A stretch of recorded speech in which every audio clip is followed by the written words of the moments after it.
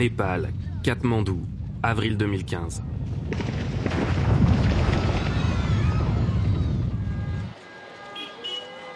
Un tremblement de terre de 7,9 sur l'échelle de Richter vient de frapper le pays, faisant 9000 morts, déclenchant l'arrivée des secours internationaux. Parmi eux, l'ONG d'Alex, un picard venu avec ses hommes apporter son aide.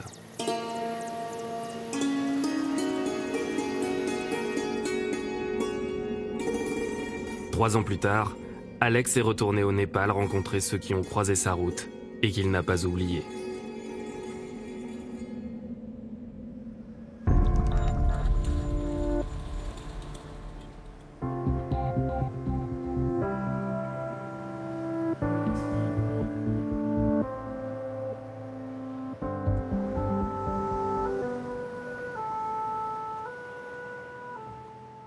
Alex est un homme qui passe sa vie à porter secours aux autres.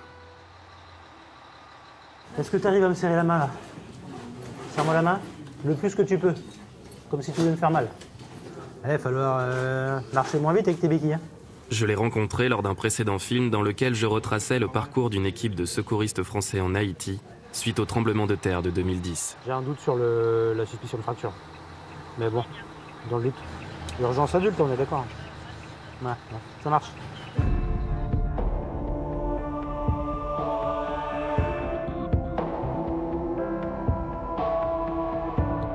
Depuis, j'ai appris à le connaître et à comprendre son engagement. C'est cette histoire que je propose de vous raconter.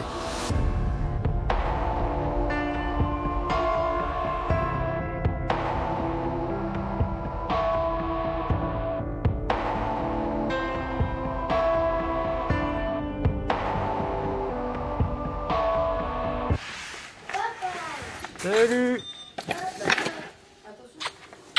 Ça va? T'as bien travaillé? Oh bah oui. Et vous? Oui. T'as bien travaillé? Allez, c'est bon. Déjà levé, déjà habillé? Oui. On va partir. Salut. En dehors de sa vie professionnelle, Alex intervient au sein d'une ONG à vocation humanitaire. Il y a 10 ans, il a créé FOSI, pour France Aide Urgence Secours International. Notre mission principale, c'est le secours d'urgence lors de catastrophes. Essentiellement les tremblements de terre, mais on a déjà intervenu sur des typhons, des super typhons, des cyclones, des raz de marée, toujours quand il y a un besoin urgent de secouristes.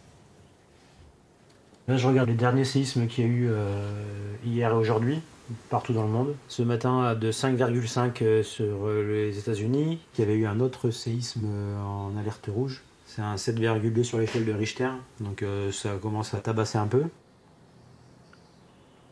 Alex reste prêt à partir en mission à tout moment. Il est déjà intervenu sur plus d'une quinzaine de catastrophes naturelles. Les tsunamis de Thaïlande, la tempête Katrina, les tremblements de terre du Pakistan ou d'Haïti, ou encore le dernier typhon des Philippines. Il s'y est rendu avec le même objectif, sauver des vies. Son engagement prend tout son sens lors de sa mission en Haïti en 2010, quand il porte secours à cette petite fille prénommée Elisabeth. Ma plus belle réussite, c'est d'avoir sorti une petite fille de 21 jours, qui avait passé 7 jours sous les décombres et qu'on a retrouvée en quasiment pleine santé, malgré ses mésaventures. Donc là, on est sur le chantier d'Haïti. C'est qu'en fait, ici, c'est le premier étage. Et ici, c'est les fondations. Et que le rez-de-chaussée, il se cantonne à peu près 60 cm de hauteur. Donc toute la maison, en fait, est tombée, a écrasé le rez-de-chaussée et est venue se poser sur les fondations. Elisabeth, elle était à l'intérieur, dans le fond, à peu près ici. C'est un moment qui restera à jamais gravé dans notre vie et c'est ce qui fait qu'aujourd'hui on se bat pour toujours être au top pour pouvoir revivre la même chose ailleurs dans le monde.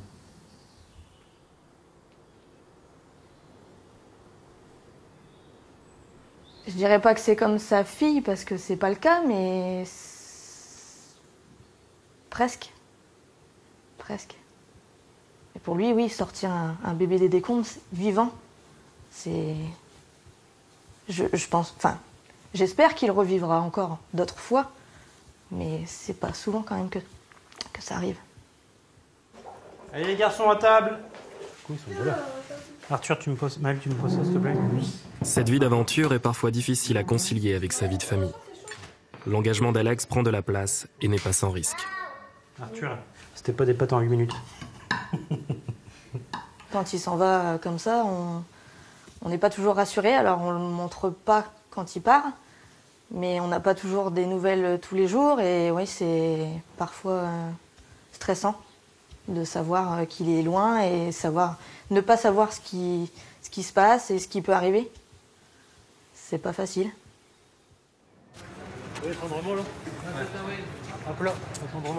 C'est en 2015, lors du tremblement de terre, que j'ai suivi Alex au Népal, caméra à l'épaule. Pour moi, le réalisateur, comme pour Alex le sauveteur, cette catastrophe a été particulièrement marquante. Si elle glisse de ce côté-là, elle va venir se buter sur la maison. Donc, le danger, c'est qu'elle glisse et qu'elle vienne après glisser sur la route. Ce fut compliqué de composer entre le caractère extrêmement violent du désastre et les conditions d'intervention des équipes de sauvetage.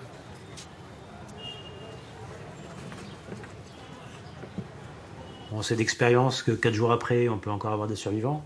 Et on a eu très vite le sentiment en fait, que les autorités intentionnellement traînaient les pieds pour nous affecter des chantiers.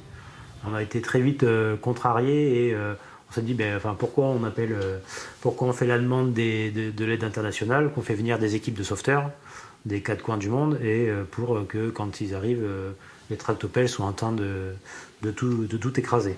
T'as vu là ? Cette frustration n'a jamais quitté Alex. Et cette dernière intervention a ravivé un manque, savoir si lui et son équipe ont été utiles aux populations sinistrées. Des fois, on se dit qu'on aimerait bien savoir un peu comment c'est devenu ou ce que les gens sont devenus, si les blessés qu'on a vus ont repris leur vie normale, si les gens qui ont perdu leur maison ont pu retrouver un toit. Enfin, il y a plein de choses qui nous interrogent sur les mois qui suivent nos missions. Hein. Pour qu'Alex ne reste pas avec cette impression, j'ai décidé de lui proposer de retourner sur place. Une façon de comprendre ce qui le pousse à voler au secours des autres, malgré le danger et l'éloignement.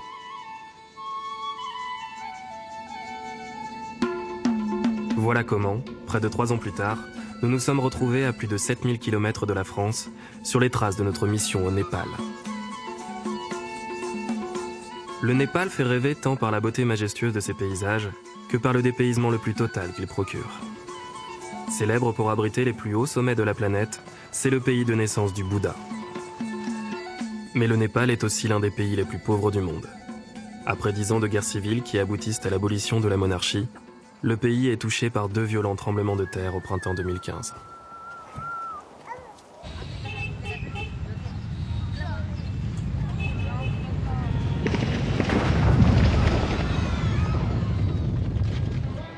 Avec 9000 morts, 23 000 blessés et 500 000 déplacés, le séisme du 25 avril frappe très durement le pays.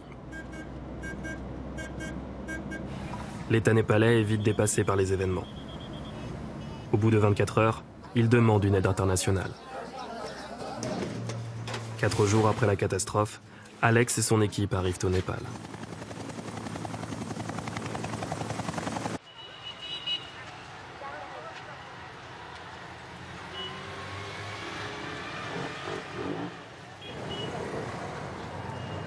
Trois ans se sont écoulés.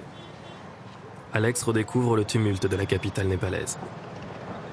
À première vue, la vie a repris son cours depuis le tremblement de terre. On ne se rend pas forcément compte de ce qui a pu se passer et si le pays s'est relevé correctement. Parce que ici, la vie continue son cours. Et puis j'ai hâte d'en connaître plus. Pour l'accompagner dans ce voyage, un guide. Il s'appelle Pramod. Bonjour, namasté, bienvenue.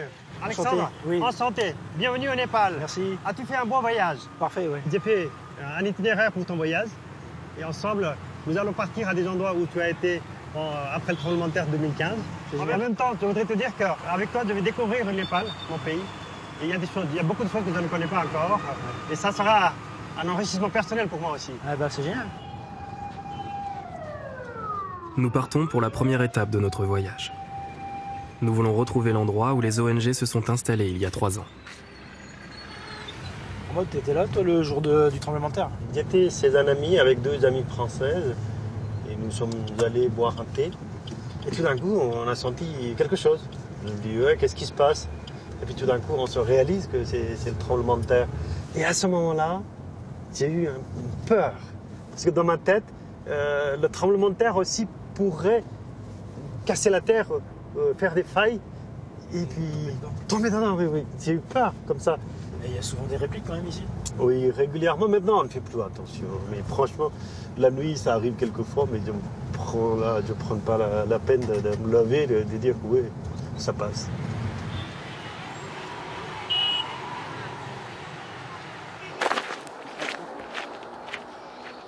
Le terrain de foot qui est là, c'était le camp de base de tous les organismes de secours. Donc on était tous parqués ici dans des petits lopins. Notre camp de base, il était ici sur la gauche. Et on avait le PSC opérationnel qui était juste là. Ben en fait, vous êtes venus secourir les gens, on vous a dit, voilà, installez-vous ici en fait. Bah oui, parce que les secouristes arrivent quand même en masse avec beaucoup de matériel. Il faut leur trouver un site qui est favorable pour s'installer. Et comme on n'est pas loin de l'aéroport, dès que les équipes arrivaient, on était placés là. Et d'ici, ils dispatchaient les équipes sur les différents chantiers. C'est d'ailleurs sur ces réunions-là qu'on nous a dit qu'il n'y avait pas de besoin forcément et que s'il n'y avait pas besoin, on pouvait rentrer en France. Ah, dis donc, pour un Népalais, moi c'est impensable ça. Quand on nous a dit ça, on a dit non, c'est pas possible. Il y a des gens qui ont besoin, donc on part pas. Mais on attend une mission. Donc on devait être au départ engagé avec les Canadiens sur Katmandou. Et comme ils ont, avec les évaluations des équipes, ils ont remarqué qu'on était une équipe légère. Ils nous ont dit, bah, écoutez, si dans 5 minutes vous êtes prêts, il y a un hélicoptère qui vous attend au-dessus, vous prenez l'hélico et vous partez dans l'Himalaya. Waouh. Ouais. Donc on a dit, bah ok. C'est comme ça qu'Alex et son équipe vont s'engager dans leur première mission. Ladies and gentlemen, we are flying from Kathmandu Airbase to Charikot. 4 heures après avoir atterri à Katmandou, nous décollons pour Charikot, une ville de 7000 âmes située à 80 km de la capitale. Dans l'équipe, il y a Jacques, le chef de mission. Claude, l'ancien de l'équipe, expert en bâtiment. Sébastien, l'infirmier. Yannick, secouriste comme Alexandre. Sans oublier Popeye et Fun, avec leur maître chien, Laurent et Benoît.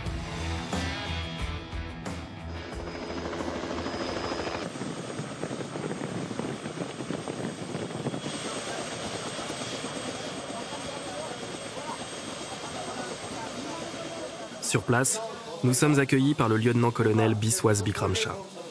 C'est lui qui coordonne les secours. Il va nous confier notre première mission. Il y a un mort écrasé par un pilier dans le marché. Nous avons essayé de le sortir, en vain. Le père de la victime nous a dit « Tirez tout ce que vous pouvez. Nous prendrons tout ce qui pourra sortir. » Donc nous avons tenté de l'extraire en le tirant avec une corde. Mais ça n'a pas marché. Je peux vous envoyer sur place. Si vous avez des conseils, des idées, nous pourrions travailler ensemble pour sortir ce corps, ok? Est-ce possible?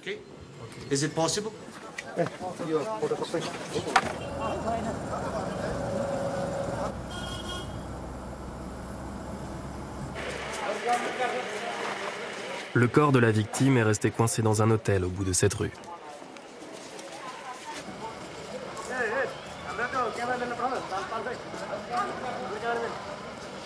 Il est vrillé, et en fin de compte, il a le pied à chasser.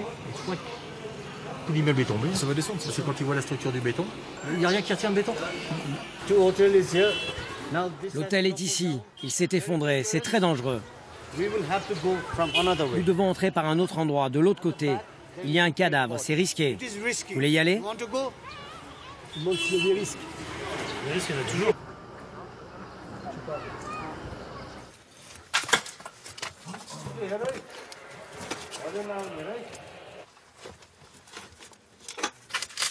Il est complètement bloqué dans... Ici, là. Là, il y a la tête derrière le pilier. Et puis, il y a les jambes qui sont là. Hein? La tête est écrasée. Ah bah, il reste 10 cm de la tête et puis il est pris juste en dessous au niveau des aisselles. Là. Il passe les aisselles, mais bon, il est dur comme du bois. C'est impossible à sortir. Ouais. Comment est-ce qu'on fait alors pour le sortir, il n'y aurait qu'une chose à faire, c'est de le découper chirurgicalement. Quoi. Et c'est traversé par les... Regarde, il est traversé par les fers. Après, voilà, eux, ils veulent à tout prix ressortir même des restes. Maintenant, nous, la mission, elle est trop dangereuse pour pouvoir le faire correctement. Pour malheureux, il n'a pas eu le temps de souffrir. Il a eu peur, mais il n'a pas eu le temps de souffrir. Qu'est-ce qui te fait dire qu'il a eu peur? Parce que, je pense qu'il est dans la direction de l'escalier, donc à mon avis, il était en train de fuir. Parce que là, on voit qu'il est par là et il vient vers l'escalier. Et il a dû prendre le plafond avant d'atteindre la sortie, tout simplement.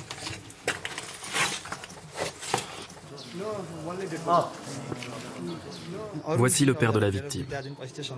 Il veut savoir si Alex et son équipe peuvent extraire le corps de son fils défunt. Le lieutenant-colonel ne cherche pas à le ménager. Les secouristes privilégient l'efficacité. Monsieur, on ne pourra jamais sortir le corps entier? En aucun cas. Le corps ne pourra pas sortir intégralement. Je veux dire, la partie qui est de l'autre côté, il restera, n'est-ce pas? C'est comme ça. C'est comme ça. La partie supérieure du corps est complètement écrasée. Reste seulement la partie inférieure. Le poids du pilier a complètement aplati l'autre partie du corps.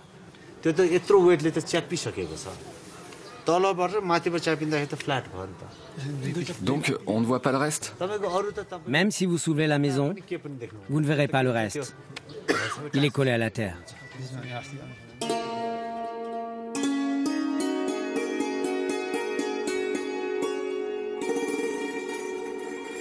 Trois ans plus tard, nous ne savons pas si ce père de famille a récupéré le corps de son fils et a réussi à faire son deuil. Et cette histoire nous touche, nous aussi. Quoi qu'on fasse pour se protéger, les émotions des victimes nous marquent.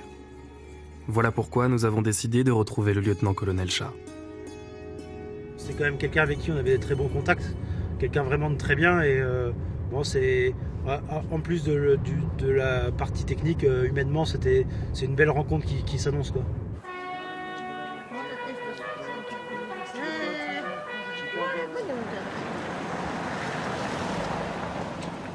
नमस्कार हाम्रो नाम लेखा छ है यस गाडीको यो त दाहिनेपट्टि जाने हो On entre comme des ministres ici.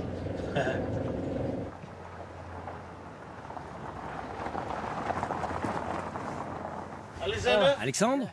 Bonjour. How are you? Je vais très bien. Bienvenue. Very nice to meet you. Very nice to meet you. Je vous en prie. J'ai le souvenir d'une intervention sur laquelle vous nous avez emmenés à Charicot. Il y avait un jeune garçon d'une vingtaine d'années qui était décédé. Et je me rappelle également qu'on avait beaucoup discuté avec son papa sur le fait qu'il voulait sortir la dépouille. Est-ce que vous vous souvenez? Est-ce que vous avez des informations à ce sujet-là? Il n'y avait pas d'autre option que celle de découper le corps pour le sortir. D'autres ONG ayant les compétences pour le faire sont venus sur place et s'en sont chargés. Le corps de cet enfant a pu être rendu à son père. Il était dévasté, mais il a compris qu'il s'agissait d'une catastrophe naturelle. Il n'y pouvait rien. Il était triste, ça devait être fait, et il fut satisfait par la suite. Quelle technique ils ont utilisée pour le sortir? Ils avaient une unité médicale avec eux. Ils ont utilisé un scalpel. Le militaire népalais donne tous les détails de cette intervention. Je suis frappé par le caractère cru de la discussion entre les deux hommes. Cette expérience de secouriste les rapproche. Et le militaire souhaite raconter à Alex une autre intervention qui l'a bouleversé. Une femme victime du séisme. Il nous a fallu 1h30 pour l'atteindre. Elle était écrasée par ce gros pilier. Elle était encore en vie. On l'hydratait. On essayait de stabiliser sa respiration. Mais dès que nous avons réussi à enlever le pilier, tout le sang et l'eau de son corps se sont déversés d'un coup. Le temps de la prendre sur notre épaule, Elle était morte. C'est une histoire très triste. Mais malheureusement, dans ce genre de catastrophe, c'est le quotidien. Et il faut surtout garder à l'esprit que vous avez fait ce qu'il y avait à faire, tout simplement. Merci. C'était dur parce que personne ne s'attendait à ça.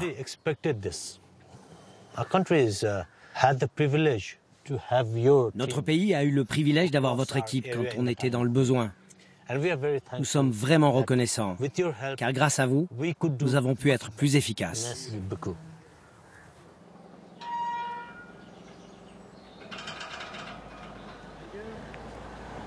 Avant notre départ, le lieutenant-colonel nous a confié le nom du père de la victime de Charikot.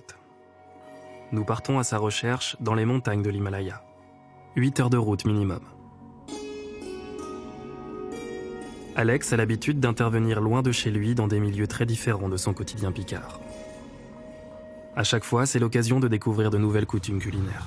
Bon, on va s'arrêter un petit moment ici, à mon avis, puis on va aussi prendre un petit morceau, quelque chose. Est-ce que ça te dit un petit dalvat? C'est parti. Le riz avec un peu de soupe de lentilles, le plat national. Ouais. On va déguster. Bon là c'est raide, hein, fais attention. Tu peux dire ce que c'est un peu?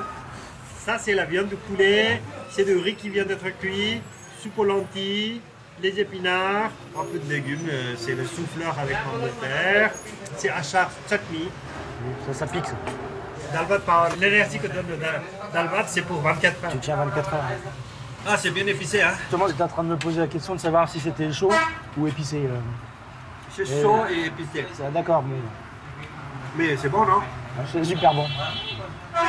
Comment dire? Dalvat power, 24 hours.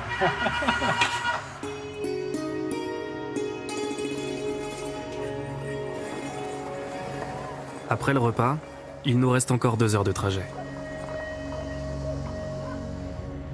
Rencontrer des proches de victimes est une démarche inédite pour Alex. Que ce soit dans mon métier de sapeur-pompier ou dans mon engagement humanitaire, c'est des choses qui ne se font absolument pas, encore moins à l'autre bout du monde.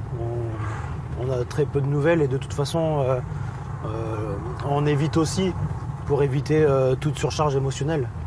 Je ne sais pas déjà comment il va nous recevoir, s'il va vouloir nous recevoir, parce qu'après c'est quand même un moment fort de sa vie. La perte d'un enfant, c'est terrible. Pour le lieutenant-colonel Shah, le père de la victime s'appellerait Pushkar Karki. Reste maintenant à le trouver et les montagnes népalaises réservent bien des surprises. Il doit y avoir un village quelque part.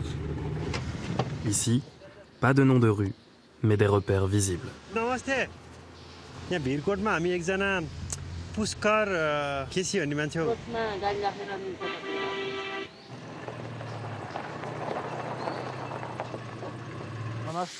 नमस्कार हाम्रो एकजना पुष्कर केसी भन्ने मान्छे हुनुहुन्छ यहाँ कहाँ गाउँमा यहाँबाट एउटा जानी मान्छे बाटो देखेको मान्छे यहाँको एउटा उसको नातेदार मान्छे छ उसलाई लिएर गयो ठ्याक्कै थाहा हुन्छ उसको उसको म भरोसा हालो अहिले तपाईहरु जाने त्यो उनीहरु अब फ्यान्टै हुन्छ नि हुन्छ एउटा छोरो बिमारी नि छ निन्द्रा नलाग्ने अहिलेसम्म मेडिसिनै युज गरिराख्नु भएको छ होइन अर्को छोरा नि त्यस्तै बिमारी नि छ त्यहाँबाट अहिले त्यो कुन एउटा आरआरएन है कुन संस्थाले चाहिँ उहाँलाई त्यो औषधिको लागि चाहिँ रिफर गरिदिरहेको रहेछ दुईटा जम्मा तीनजना हो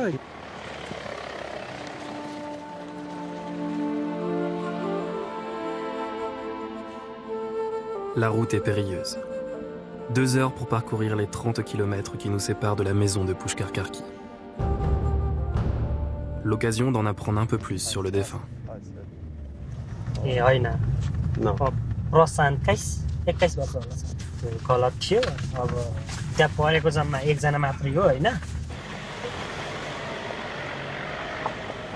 Au fur et à mesure des rencontres, je sens qu'Alex se transforme.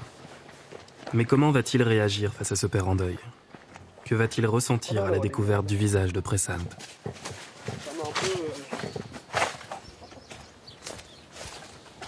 Ah, c'est lui. Je le reconnais. Tu le reconnais? Ouais. Namaskar, mister. Nice to meet you.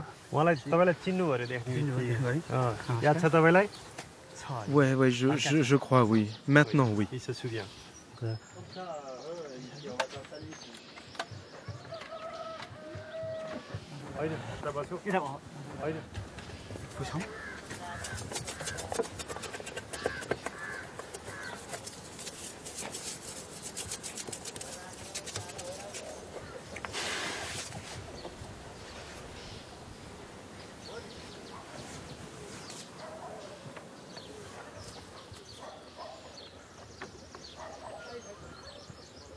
Vous mettez un visage sur un nom, Alexandre?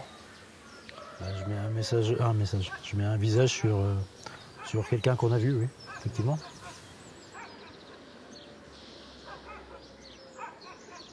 C'est pas quelque chose qu'on a l'habitude, donc c'est pas évident, je dirais. Au moment du tremblement de terre, qu'est-ce qu'il faisait dans le restaurant, dans l'hôtel-restaurant? Il étudiait à Charicot. Et à côté, il travaillait dans une quincaillerie. Ce jour-là, le magasin était fermé, mais il devait vérifier une livraison de marchandises. Ensuite, il est allé déjeuner et c'est là que c'est arrivé. Ce n'est pas un événement que nous pouvons oublier. Il va rester toute la vie.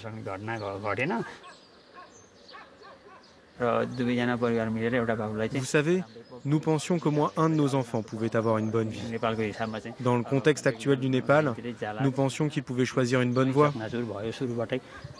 Désormais, tout ce rêve est brisé en 1000 morceaux. Nous avons l'impression que nous avons fait tout cela pour rien. Je me mets tout à fait à votre place parce que j'ai 2 enfants aussi et je pense que ce serait terrible. J'ai pas envie de vivre ce que vous avez vécu. Je m'excuse d'avoir contribué à ressasser vos vieux souvenirs, vos mauvais souvenirs. Et puis je vous souhaite beaucoup de courage pour l'avenir et beaucoup de courage à votre femme et à vos enfants. Vous avez senti notre douleur et vous êtes revenu jusqu'ici.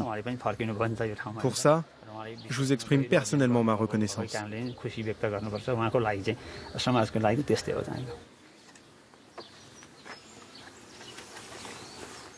Au revoir. Allez. Au revoir, bon courage. Je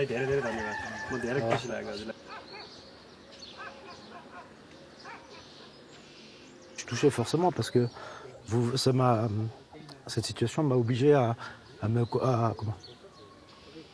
comment expliquer, à me transposer à sa situation, et c'est quelque chose qu'on se refuse totalement. Pour quelle raison? Parce que... Et vous, Pramod? Écoute, c'est la première fois, sincèrement, et j'ai 100 mots.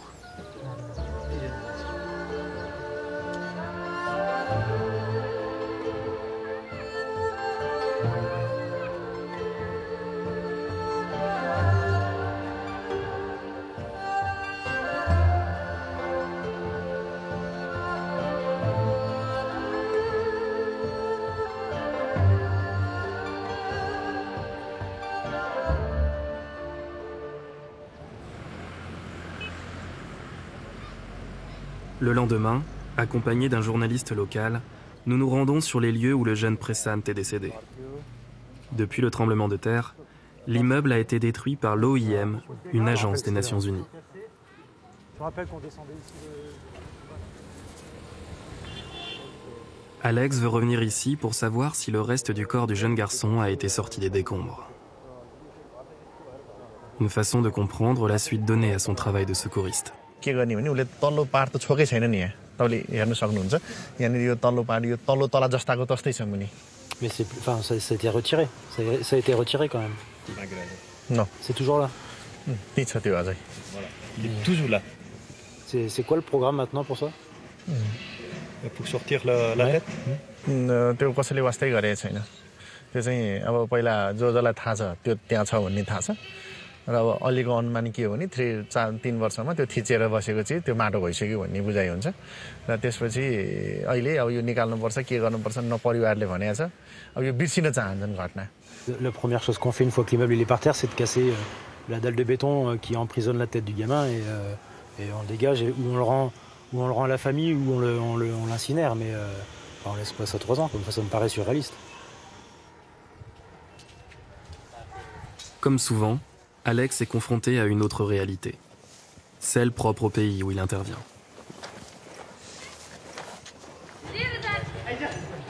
Après ce moment difficile, le journaliste qui nous accompagne nous apprend qu'un ami de Pressan travaille toujours dans la quincaillerie. Il s'appelle Surya Tami. Ils étaient ensemble lors du tremblement de terre. Ce jour-là, nous travaillions ensemble, ici. Ensuite, nous sommes partis déjeuner au restaurant avec 2 amis. Quand j'ai compris que l'immeuble allait s'écrouler, j'ai pensé que c'était la fin pour moi, que j'allais mourir.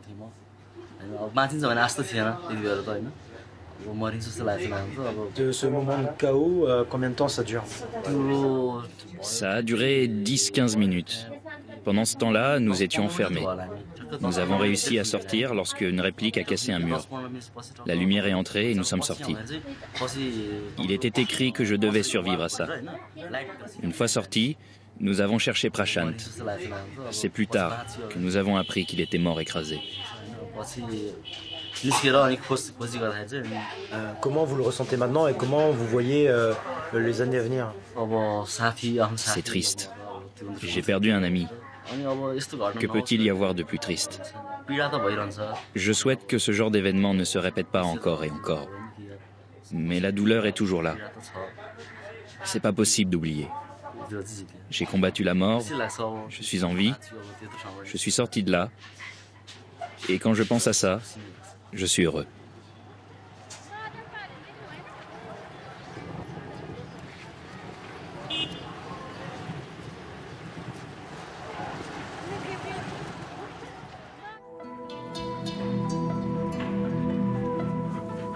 Combattre la mort pour faire triompher la vie, c'est tout le sens de l'engagement d'Alex. Et il n'en a pas fini de son périple à la découverte de ceux qu'il est venu aider ici, il y a 3 ans.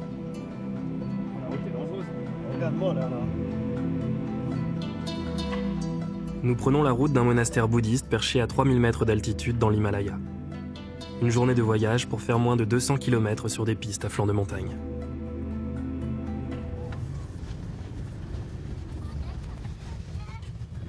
एकजना पैसा लिन आऊ त्यहाँनिर आओ पैसा लिन आओ सँग त्यहाँ लाम छिटो Là, छोडिदेऊ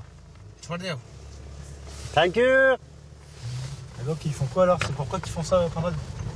Aujourd'hui, c'est la journée de Shiva. Ce soir, on appelle la nuit de Shiva, Shivaratri. Et ce soir, ils vont faire un grand feu. Et puis ils vont acheter des bonbons ou certains vont préparer des gâteaux hallucinogènes.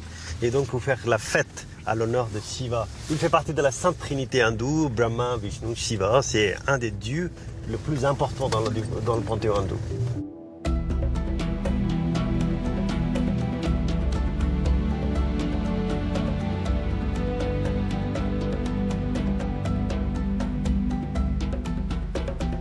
Huit heures plus tard, nous arrivons enfin à Bhikkhu Gompa. Dans cet endroit vit une communauté bouddhiste de 40 nonnes et lamas. Au moment du séisme, tout a été détruit.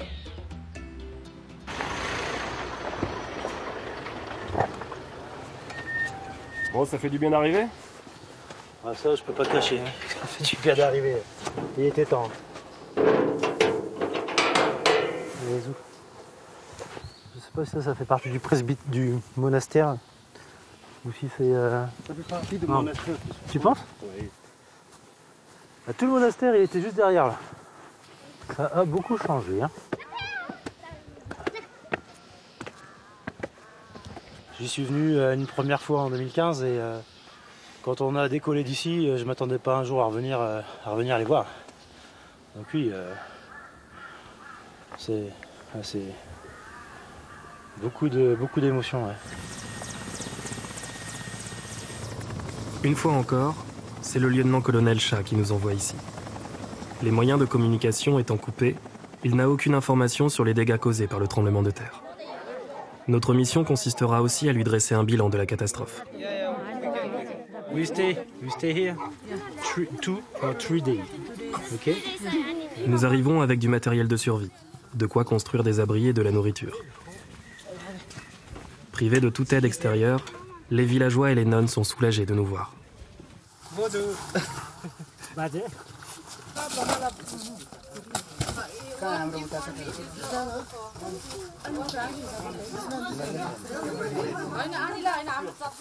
Oh, petit père. Pour être sûr qu'il n'y ait pas d'infection qui vienne se greffer, tu vois, on enlève les croûtes qui sont dans le nez. Aucune victime n'est à déplorer. Mais par acquis de conscience, Benoît et Laurent décident de mettre au travail Fun et Popeye.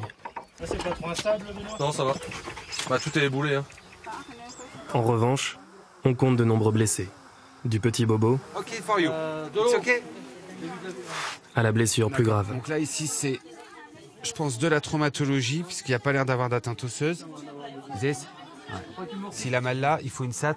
Il y en a une dans le sac rouge, le gros. La plupart des bâtiments sont à terre. Ceux qui restent debout ne sont plus habitables car devenus dangereux. Ils ont juste fait un badigeon en béton sur les pierres, puis voilà, puis ils ont peint derrière. Quand tu que ça tienne. Non, celui-là il va tomber. Tous les allèges de fenêtres sont complètement bousillés, là. C'est même pas la peine. Regarde déjà l'escalier. Les religieuses nous demandent de l'aide pour récupérer leurs affaires personnelles parmi les décombres. J'apprends que ça ne fait pas partie des missions habituelles de l'équipe. Mais tout le monde participe de bon cœur.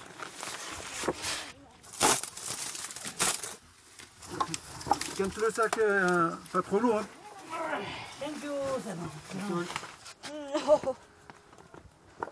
Si tu mets ton couteau là, regarde Alex. C'est là, t'as un trou, peut-être pour faire le biais.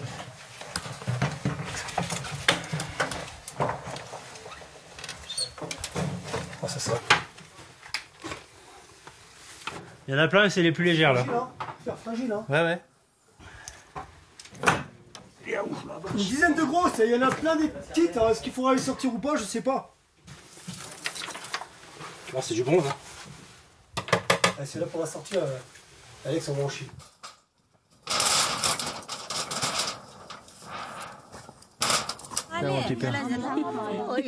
French. Tiens ma petite chérie. Regarde. Regarde. Pendant 3 jours, nous vivons en dehors du temps.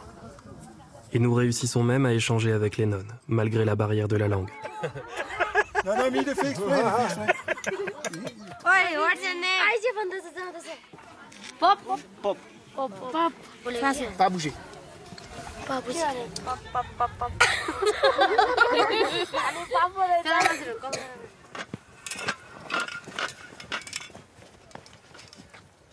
Mais l'Everest, on l'a vu en arrivant par avion. Ouais. Juste le toit qui dépassait des nuages, là, c'était super beau. La grosse pointe là, ouais. Dans le fond. Isolés au milieu de cette immensité naturelle, nous partageons leur vie et apprenons à les connaître.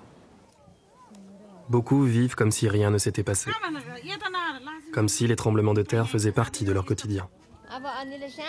3 ans plus tard, leurs visages et leur histoire sont restés dans nos mémoires. Et tu vois, c'est très belle ardoise. Ouais, mais tu sais ce qu'ils en font des ardoises, c'est ce qu'ils mettent sur les toits. Tu vois le poids que ça peut faire? Ouais, on avait toutes les maisons, hein, tous les ardoises. C'est ce qu'il y avait sur le toit des maisons. Mais les toits doivent être hyper lourds. Bah, c'est pour ça que tout est tombé. Et là, les 2 rangées, tout était par terre. Protocole oblige, nous rencontrons le lama responsable de la communauté. C'est lui qui nous dresse l'état des lieux de la reconstruction. C'est pas encore fini. कोठाहरू सबै कोही भत्किने कोही चर्केर यस्तो भएर सबै हामी मैदानमै तिर्पल आनीहरूको बस्ने छात्रावास धेरै नै समस्या छ त्यो पहिला बनाउने. Jusqu'au moment où Alex retrouve une vieille connaissance. Je m'en rappelle.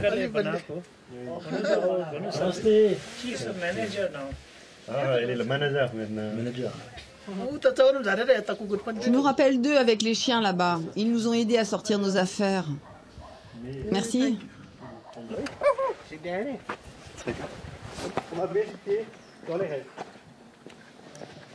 Namasté. Vous êtes venus ici quand nous étions dans la souffrance. Vous revoir nous fait plaisir. Nous sommes heureux de venir. On est म पनि revenu. हजुरलाई भेट्न यहाँ आउनु पाउँदा खुसी लागेको छ Mais ça n'a pas été facile de venir jusqu'ici, je vous le dis. यहाँ आउनु बाटो त त्यति सजिलो रहन्छ तर खुसी Pour nous aussi, c'est difficile. Moi aussi, je suis revenue hier. J'ai mal ici. Moi aussi, je suis arrivé hier et puis j'ai beaucoup de mal ici.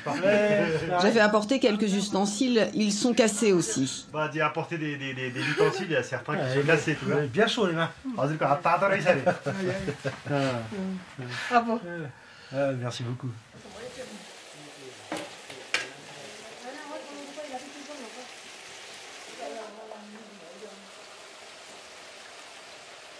À l'époque où on est venu, on avait sympathisé avec une nonne qui s'appelait Wane. Elle est toujours ici. Elle était indienne. Ah, इन्डियाको रे इन्डियाको Elle est partie d'ici. Elle était professeure. Elle enseignait à nos enfants, puis elle est partie. Aujourd'hui, elle nous manque beaucoup car on ne l'a pas remplacée.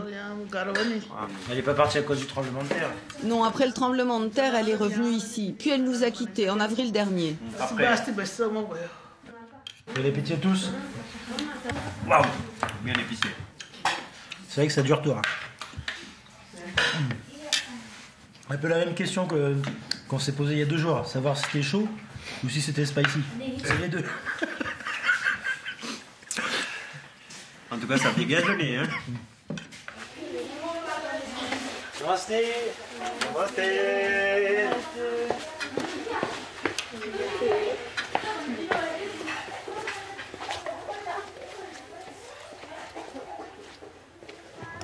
C'est la nuit de Shiva. Ah, c'est la nuit de Shiva, tu nous le disais tout à l'heure. Fais le feu à l'honneur de Shiva.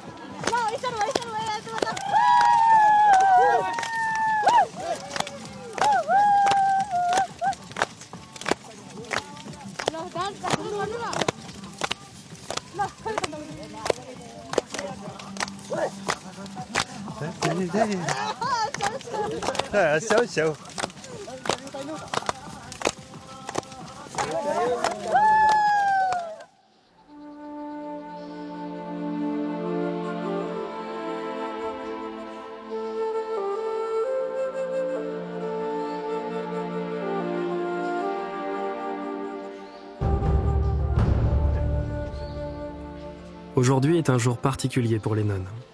Elles doivent se préparer pour fêter le nouvel an tibétain. Aujourd'hui, nous avons une prière au dieu Mahakala. C'est une prière que nous faisons une fois par an. Il faut tout nettoyer, tout préparer et se raser la tête. Après-demain, nous porterons de nouveaux vêtements pour célébrer la nouvelle année. Du coup, vous allez vous raser aussi la tête? Oui, bien sûr. Mais je ne sais pas si je vais avoir le temps. J'ai beaucoup de travail. Depuis 2015, grâce à des dons de la communauté bouddhiste, une grande partie des bâtiments a été reconstruite. Mais le souvenir de ce drame est encore dans tous les esprits. Ici, 3 personnes ont été ensevelies, mais personne n'est décédé. Le toit était incliné comme ça, puis c'est tombé d'un seul coup sur leur tête, comme ça. Elles étaient ensevelies jusqu'au niveau de la taille. Ils étaient coincés comme ça jusqu'au niveau de taille. On habite tout ici. Il fait pas trop froid l'hiver? Avant, sous la tôle ondulée, il faisait froid. Des gouttes d'eau tombaient du plafond. Mais maintenant, il fait bon ici. Il y a les gouttes qui tombaient et maintenant c'est plus chaud. Au final, la reconstruction, ça vous a apporté un peu plus de confort? Oui, bien sûr, c'est beaucoup mieux qu'avant. C'est vous qui êtes venus avec les chiens et avez sorti nos affaires d'ici. Vous avez aussi sorti les affaires de la maison de mon grand frère. Ils étaient comme des militaires. Et vous avez sorti toutes nos affaires. Et comment vous vous sentez aujourd'hui? Maintenant, nous sommes très heureuses. Avant, nous n'aurions pas pu construire tout cela. Comment, avec quoi aurions-nous pu reconstruire? Nous avions tout perdu et les matériaux n'étaient pas réutilisables. Nous, quand on est parti il y a 3 ans, quelques jours après, on a vu qu'il y avait eu un deuxième tremblement de terre ici. Comment vous l'avez vécu, vous? Parce qu'on a beaucoup pensé à vous. Nous sommes partis vers Katmandou après le 2e tremblement de terre. Elles sont quasiment toutes parties là-bas. Moi, je n'y suis pas allée. Je me suis dit, où que l'on aille, c'était la même chose. 3 d'entre nous ont fait le choix de rester ici. C'était pas trop dur de rester ici à 3? Nous avons fait un abri sous une tente et nous y sommes restés pendant 1 an et demi. Ensuite, toutes nos amies et les lamas sont revenus. Ils ont reconstruit cet endroit et je suis revenue ici. Vous êtes très courageuse en tout cas.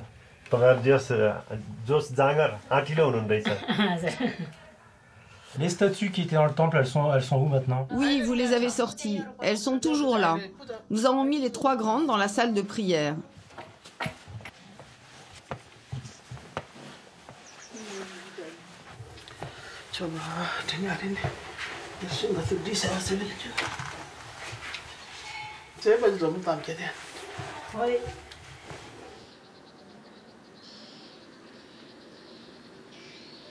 Merci beaucoup pour tout ce que vous nous avez donné et partagé ce matin et hier soir. Et puis je vous souhaite beaucoup de courage pour l'avenir et j'espère qu'on aura l'occasion de se revoir. Le monastère sera reconstruit plus tard. Vous pouvez nous aider aussi. Sinon, revenez s'il vous plaît. On reviendra voir les travaux quand ce sera fini.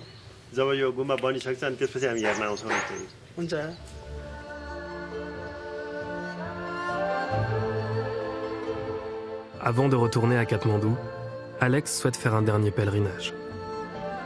Il va montrer à Pramod la faille dans la terre qu'il avait découverte à l'époque.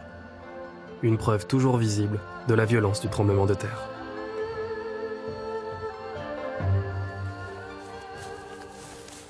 C'est ça.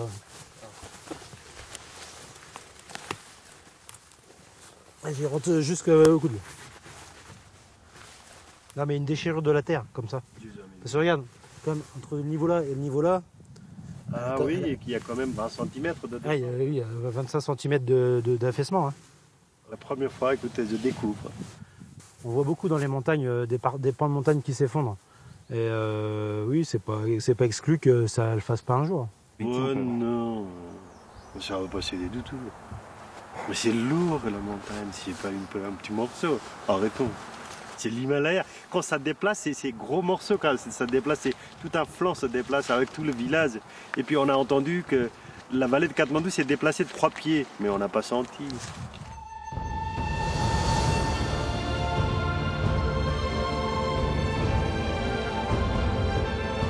Le Népal guérit lentement de ses blessures. Nous avons retrouvé des visages lumineux, mais à jamais marqués par la catastrophe. Après 16 heures de route, nous rejoignons la vallée de Katmandou. Ici aussi, le pays se relève peu à peu de ses ruines. Après les routes de Bigou, les routes de Katmandou. Et la route est plus plate, mais c'est beaucoup plus embouteillé. Alors, je ne sais pas encore à quel est le mieux. Malgré le plan de reconstruction de l'État, beaucoup d'habitants sont toujours à la rue. Dans le camp de Bhaktapur, survivent encore des dizaines de déshérités privés de toit par la catastrophe.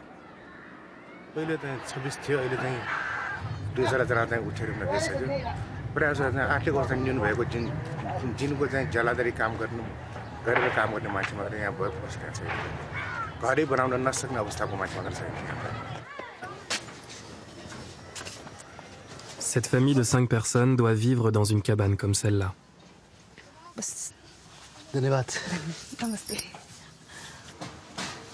यस्तो अब बत्तीको लागि चाहिँ सरकारले हामीलाई पैसा तिर्नु परेको छैन 3 वर्ष भयो बत्ती बालेको सरकारले त्यतिकै फ्रीमा दिइरहेको छ पानी खान 5 दिनमा धारा आउँछ 5 दिनमा धारा आउँछ टोयलेट जानको लागि इनारको पानी छ टोयलेट दिन्छ अब फुसन नआएको बेलामा मैले काम पनि गर्न सक्छ अहिले बाल तिरेर बसिराखेको हो अब पुरानो घरमा बसिरहेको त्यो घर भत्कियो अनि बालमा बस्नै नसक्ने स्थिति भयो अनि उहाँले मिलायो 3 वर्ष भइसक्यो बसिरहेको. Pour Alex, ce genre de situation traduit un mauvais fonctionnement de l'aide internationale. Pour quelles raisons ces gens n'ont-ils pas profité du travail des ONG comme la sienne? Quelle solution vous envisagez par rapport à l'avenir? अब भविष्यमा त्यही हो अब कमाउने अलिअलि खाने बनाउने सक्यो भने बनाउने अब नसक्यो भने के हुन्छ अब. Au terme de ce voyage, Alex n'a pas compris pourquoi les autorités lui avaient demandé de partir alors que lui et ses hommes venaient tout juste d'arriver. C'est la raison pour laquelle nous décidons de nous rendre au bureau de l'ONU. La coordinatrice résidente des Nations Unies est une Française. Elle s'appelle Valérie Julian. Bonjour Alexandre. Bonjour, merci de nous Enchanté. recevoir. Je vous en prie, entrez. Merci. Elle n'était pas présente au Népal lors du tremblement de terre de 2015. Mais elle connaît bien les difficultés qu'ont rencontrées les équipes de secours à l'époque. Maintenant, ce qu'il faut comprendre, c'est qu'il y a des contraintes particulières au Népal. Le Népal est un pays dont l'aéroport, il n'y a qu'un seul aéroport international, celui de Katmandou, et il n'y a qu'une seule piste. Donc ça veut dire que quand l'aide internationale commence à arriver, l'aide qui apporte les équipes de sauvetage, ainsi que les premiers éléments d'assistance humanitaire, d'un seul coup, il y a eu comme un blocage sur l'aéroport. Il y avait tellement d'avions, il y avait tellement de monde que ceci empêchait l'arrivée de nouveaux avions. Donc d'un seul coup, le gouvernement s'est rendu compte en disant il faut absolument que l'on fasse quelque chose et il faut qu'on arrête de recevoir toutes ces équipes. Certainement que tout se justifie, mais nous, sur le moment, on a de grosses interrogations. On se demande si le Népal, pour des raisons qu'on ne peut pas expliquer, bloque les secours. La demande du gouvernement n'était pas que les secours soient interrompus, c'était simplement les équipes de sauvetage, qu'il y avait suffisamment sur place d'équipes de sauvetage et qu'il n'y a pas besoin d'équipes supplémentaires. Donc pendant une période de crise, certains États, pas tous, mais certains États ont une tendance à vouloir tout contrôler. C'est-à-dire il faut absolument que je voie tout ce qui rentre dans mon pays. Et cela, généralement, va à l'encontre d'une logique de réponse d'urgence. Parce que la réponse d'urgence, c'est aller le plus vite, dans le plus grand nombre d'endroits, pour sauver le plus grand nombre de vies. Alex sait maintenant à quoi s'en tenir. Pour le pompier de Lens, l'heure de retourner chez lui approche. C'est la fin de cette aventure qu'il a vécue avec Pramod, son guide. Si un jour il se repasse quelque chose au Népal, c'est toi qui seras notre lien avec le pays. Absolument, ça me fera très, tu seras très notre plaisir. guide privilégié. Et c'est toi qui aideras à aider ton pays en cas de catastrophe, parce que c'est vers toi qu'on ira pour nous aider à nous diriger et à rencontrer les bonnes personnes. Je ferai ça avec honneur. Témoins de l'injustice du monde, Alex et Pramod sont habités par la même volonté. Aider les autres. Il y a 8 ans, Pramod a créé une école qui dispense une éducation gratuite aux orphelins et enfants des rues de Katmandou.